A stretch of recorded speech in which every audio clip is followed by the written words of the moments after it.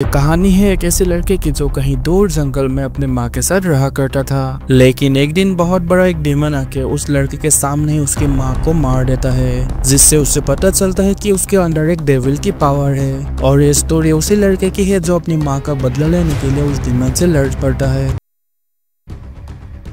कहानी के शुरुआत में हम एक लड़की को देखते हैं जिसका नाम जुनकाई जामा है। उसका एक लड़का भी था जिसके साथ वो फॉरेस्ट में अकेले घर बना के रहती थी। जुनकाई जामा एक बहुत अच्छा मार्शल आर्टिस्ट भी थी जिसको बहुत सारे टेक्निक आते थे और वो अक्सर अपने बेटे के साथ उस टेक्निक को शेयर किया करती थी और उसके साथ प्रैक्टिस करती थी। लेकिन एक दिन वो देखती है कि जंगल में उसके बेटे को 3 आदमी पीछा कर रहा है और वो 3 आदमी उसके बेटे को पकड़ के बहुत ज्यादा मार दे रहे। और वो मोटा लड़का बोलता है कि इसके बाद यहाँ पे दिख मत जाना वरना मैं तुम्हें बहुत ज्यादा मारूंगा। उसके नाक और मुंह से एकदम खून निकल रहा था। फिर वो मोटा लड़का बोलता है, तो बच्चे तुम अपने मम्मी के पास जाओगे ना दौड़ दौड़ के कि हमने तुमको मारा। और यहाँ पर आ जाते हैं हमारे मेन कैरेक्टर को गुस्सा, जहाँ पर वो अपनी स्किल को सुपर रहा था लेकिन वो वहाँ पे वॉर नहीं करता और वो मोटे लड़के का दांत तोड़ देता है। और बाकी 2 लड़के भी उसके लिए कोई बहुत बड़ी चुनौती आखिर में आके उसको अपनी माँ ही रोकती है। अगर उसको माँ नहीं रोकती तो फिर उसको मार ही डाल। तो गाइस यहाँ पे हमें उस लड़के का नाम बताया जाता है जिसका जिन अपने माँ को बोलता है कि इन लोग मुझे पिछले 3 हफ्ते से परेशान कर रहे थे, मॉम मैं उन्हें मरना नहीं चाहता था, प्लीज मुझे माफ कर दीजिए। तब उसकी माँ बोलती है चलो हम घर जाके बात करते हैं। घर जाके उसकी मॉम उसे बोलती है कि देखो जीन तुम यहाँ के रहने वाले नहीं हो, इस वजह से तुम अपने गुस्से पर काबू करना सीख लो क्योंकि तुम ऐसे किसी पर भी हाथ नहीं उठा सकते। तुम्हें उन छोटे बच्चों पर हाथ उठाना नहीं चाहिए था। तुम इतने वर्षों से मुझसे कायजामा सीख रहे हो लेकिन तुम आज हार चुके हो। जिन बोलता है कि नहीं मॉम मैं उनसे जीत चुका था। फिर उसके मॉम बोलती है कि कायजामा का पहला रूल है कि गुस्से पे काबू करके दूसरों को हार्म मत पहुंचाना। जिन बोलता है कि शायद मैं हार गया, लेकिन जिन की माँ बोलती है कि मैं यहाँ पे इसलिए रह रही हूँ कि ताकि मैं दूसरों से डिटैच रहूं और यहाँ पर खुद ट्रेन करके स्ट्रॉन्ग बनूं और तुम्हें भी यहाँ पे स्ट्रॉन्ग बनाना चाहती हो। उसके बाद जीन बोलता है कि मॉम आपने मेरे पापा के बारे में मुझे अब तक कुछ भी नहीं बताया है। फिर उसके माँ अपने बातों को घुमा के बोलते है कि जीन तुम जैसे अपने स्टडीज में फोकस करते हो वैसे ही अपने मार्शल आर्ट्स पे फोकस करो। अगले सीन में हम यहाँ पे जून और जीन को देखते हैं जो कि ट्रेनिंग करने के लिए गया होता है। ट्रेनिंग में जीन अपने मॉम के ऊपर एक अटैक करती है लेकिन वो अपने आर्म से उसको ब्लॉक कर देती है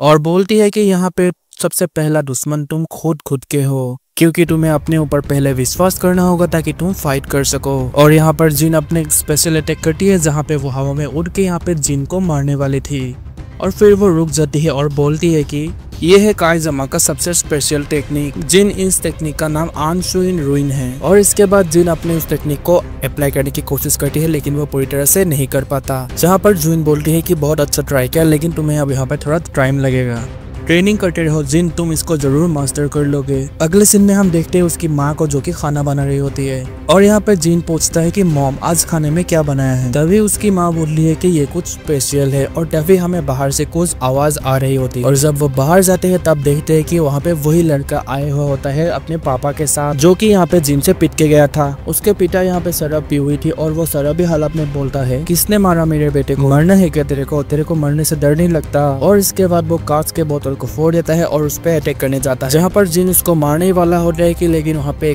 उसकी मॉम एक ही फाइट में उसको दूर कर देते हैं। उसके बाद उसके माँ बोलती है कि ठीक है अब यहाँ से जा सकते हैं। अगले सीन में फिर से दोनों ही घर में बैठे होते हैं जहाँ पर उसकी माँ बोलती है कि जिन तुम ये कभी मत भूलना तुम्हें कायजामा हो और तुम्हें अपने गुस्से पे कंट्रोल रखना होगा वरना बहुत बड़ी मुसीबत में पड़ सकते हो। और ये हमेशा याद रखना कि अगर तुम अपने गुस्से पे कंट्रोल रखोगे तो तुम्हारे जीत होने का चांसेस बहुत ज्यादा है। और वो जिन को समझा रही होती है कि तभी बाहर से एक अजीब सा आवाज आता है। उसकी मॉम जाके सारे घर के पर्दे को बंद कर देती है। फिर जिन बोलती है कि मॉम डरने की कोई बात नहीं, शायद कोई जंगली जानवर होगा। तभी जिन की मॉम बोलती है कि नहीं ये एक डीमन। और हम देखते हैं कि बाहर एक बहुत ही खतरनाक डीमन आ चुका होता है। जिन मेरी बात ध्यान से सुनो, मैं उसे लड़ने के लिए जा रही हूँ और अगर बाय चांस मुझे कुछ हो जाता है तो तुम घबराना मत और बाहर मत आना और अपने ग्रैंडफादर के पास चले जाना। इसके बाद जून अपने डीमन से लड़ने के लिए चली जाती है घर से बाहर जहाँ पर उन दोनों के बीच में बहुत ही घमासान फाइट होते हैं। एक मॉर्टल बीइंग होने के बावजूद भी जून इस यहाँ पे डीमन को बहुत अच्छा टक्कर दे रही थी।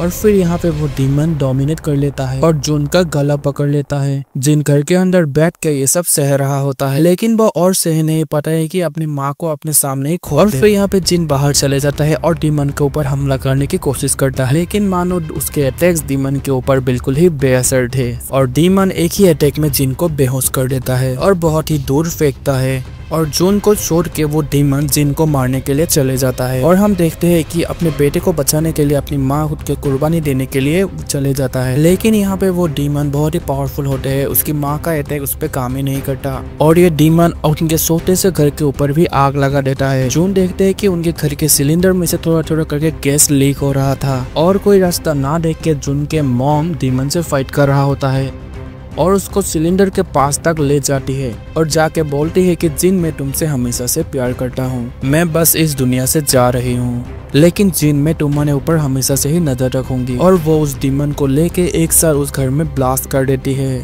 जिससे यहाँ पे ये दोनों ही मर जाती है एक साथ। जिन अपने माँ के जले हुए कपड़े नीचे पड़े हुए देखता है और वो समझ जाता है कि उसकी माँ इस दुनिया में अभी और नहीं है और उसके बाद इस चीज को एक्सेप्ट करते हुए वो बहुत ज्यादा रो रहा था। उसके मॉम के साथ उसकी क्लास फोटो भी उसके पास थी। उसके मॉम के बते हुए अनुसार वो अपने ग्रैंडफादर के पास चले जाता है। उसके ग्रैंडफादर एक बड़ी कंपनी के ओनर थी। जब जिन यहाँ पे अपने ग्रैंडफादर के साथ कंपनी में कूद रहे थे तब उसके बॉडीगार्ड उसे रोक लेता है। तब वो बॉडीगार्ड बोलता है, बच्चे तुम यहाँ पर कैसे आ गए? बिना परमिशन के तुम इस कंपनी के अंदर नहीं जा सकते। जिन बोलता है, शायद तुम्हें पता नहीं इस कंपनी का ओनर मेरे ग्रैंडफादर है और मेरा नाम जिन काइजामा है। और तभी वो बॉडीगार्ड उस जिन को अपने ग्रैंडफादर के पास ले जाया जाता है और ग्रैंडफादर जिन को पहली बार देख रहा होता है। ग्रैंडफादर बोलता है कि चलो मेरे साथ फाइट करो जल्दी। जिन कुछ समझ नहीं पाता क्योंकि उसके ग्रैंडफादर उसे पानी पिलाने से पहले उसे फाइट करने के लिए क्यों बोल रहे हैं। जिन बोलता है कि ग्रैंडफादर मुझे आपसे फाइट नहीं करनी, मेरे मॉम के बोलने हुए पे मैं आपको यहाँ पे ढूंढ के आया हूँ। उसके ग्रैंडफादर यहाँ पे कुछ भी नहीं सुनता और यहाँ पे उस जिन पर फाइट करना शुरू कर देता है। वहाँ पर उसके ग्रैंडफादर जिन को बहुत बुरी तरीके से मारता है और बोलता है कि तुम तो मेरे सामने बिल्कुल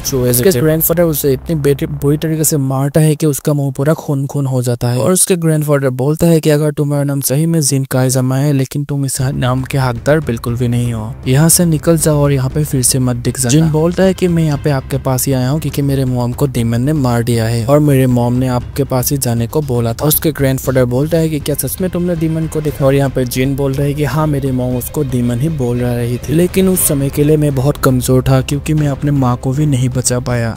आप मुझे ट्रेन कीजिए, मैं स्ट्रांग होकर उस डीमन को खोज कर मारना चाहता हूँ। और उसके ग्रैंडफादर बोलते हैं कि तुमने जिस डीमन को देखा है वो एक ऑर्गा है और वो बहुत ही खतरनाक होते हैं, लेकिन ठीक है जिन, मैं तुमको ट्रेनिंग दूंगा ताकि तुम इस डीमन को हरा सको, लेकिन इससे पहले तुम मुझे ये प्रूव करो कि तुम काइजामा फैमिली के ही मेंबर हो। यहाँ पे थोड़ा सा गुस्से में होता है, लेकिन वो अपने मास्टर के रेस्पेक्ट में बोलता है कि ठीक है मास्टर, मैं उसको प्रूव जरूर करूंगा। और अगले दिन मिस माउरा जो कि जिन की सेक्रेटरी थी, वो जिन के नए कपड़ों के लिए माप ले रही होती है। तब जिन अपने एक छोटे से हिस्सा उसके सामने रखता है। जिन बोलता है कि मुझे अपने पैंट के नीचे फ्लेम चाहिए और मिस माउरा बोलती है कि मैं तुमको फ्लेम जरूर दे देती, उससे पहले मुझे परमिशन लेना होगा। जब ये चीज मिस माउरा हाइची से पूछती है तो हाइची बोलता है कि अगर मैं तुम्हें फ्लेम्स दे भी दूं तो इसका फायदा क्या होगा, और अगर तुम्हें सच में फ्लेम चाहिए तो आज की ट्रेनिंग की मदद से तुम ये प्रूव करो कि तुम सच में फ्लेम के हकदार हो। यहाँ पर तुम्हें कुछ भी मुफ्त में नहीं मिलेगा, सब तुम्हें यहाँ पे कमाना होगा। यहाँ पर हम दोनों को ट्रेनिंग सेंटर में देखते हैं जहाँ पे उसके ग्रैंडफादर स्पेशली ट्रेनिंग करता था। जहाँ पर जिन रिंग को टच करके देख रहा होता है तभी उसके ग्रैंडफादर पीछे से गुस्सा मारता है और जिन रिंग के अंदर गिर जाता है। और उसके ग्रैंडफादर बोल रहे हैं कि जब तुम रिंग के अंदर आ जाते हो तो सब सुख को भूल जाओ, क्योंकि यहाँ पे तुम्हें सिर्फ लड़ना है। यहाँ पर तुम कोई भी अच्छी चीज को याद मत करना, तुम सिर्फ यहाँ पर अपने कठिन समय को याद करो जो तुम्हें लड़ने के लिए शक्ति देगा। जिन, यहाँ से मैं तुमको असली मिसीमार स्टाइलिंग के फाइट सिखाने वाला हूँ। जब तुम हार रहे होगे तब ये बात याद रखना कि जब तुम्हारी मामी तुम्हारे सामने मर रही होती है, तुम्हें अगर उस डीमन को हरवाना है तो तुम उस गुस्से को अपने अंदर लाओ। और जिन अपने मदर के बारे में सोच के और डीमन के बारे में सोच के गुस्से से अब उससे लड़ने के लिए तैयार हो जाता है। मैं पैरों और हाथों का यूज करूंगा, लेकिन तुम्हें सिर्फ अपर बॉडी का यूज करना है। मतलब ये फाइट जिन को सिर्फ अपने हाथों के बलबूते पे करना होगा। उसके ग्रैंडफादर तो पहले किक में उसको बहुत दूर फेंक देता है और जिन का जोश पूरा ठंडा हो जाता है। उसके ग्रैंडफादर बोलते हैं कि तुम ये समझो बस ये तुम्हारा अपर बॉडी का ट्रेनिंग हो रहा है, और जब तुम्हारा अपर बॉडी बिल्कुल परफेक्ट हो जाएगा तब मैं तुम्हारा लोअर बॉडी में आऊंगा, और जब तुम दोनों ही पार्ट में एकदम मास्टर कर लोगे तब मैं इसको कॉम्बाइन करके मिसीमा स्टाइल में बनाऊंगा। और उसके बाद उसके ग्रैंडफादर उसे थोड़ा मोटिवेट करता है और जिन फिर से मोटिवेट होने के बाद लड़ने के लिए तैयार